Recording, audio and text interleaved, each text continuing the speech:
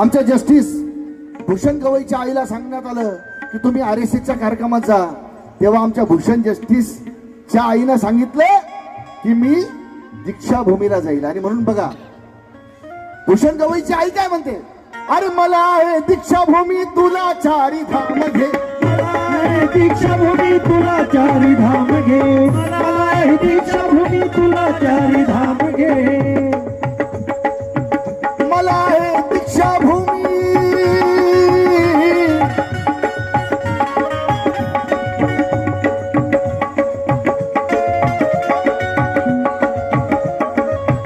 आणि हे मागचे लाईट दादा ऐका ना, 2 लाईट बंद करा.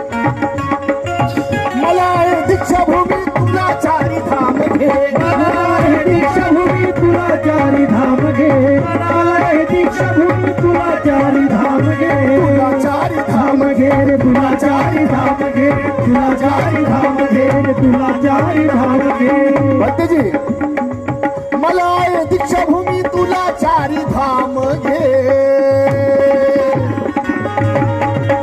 जाय बापा, कुठं जायचं तिकडे जाय. कोणत्या देवाच्या नादी लागतो लाग, कोणत्या धर्माच्या नादी लागतो त्याच्या नादी लाग, कोणत्या बुवाच्या बाबाच्या बाईच्या नादी लागतो त्याच्या नादी लाग.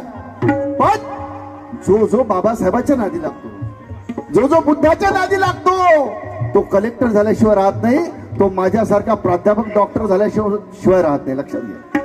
आणि म्हणून मला आहे दीक्षाभूमी तुला चारी धाम घे, मला आहे दीक्षाभूमी तुला चारी धाम घे, मला आहे दीक्षाभूमी तुला चारी धाम घे, तुला चारी धाम घे रे तुला चारी धाम घे, तुला चारी धाम घे रे तुला चारी धाम घे. मला आहे दीक्षाभूमी तुला चारी धाम घे. कोण कोण गाणं ऐकतंय हात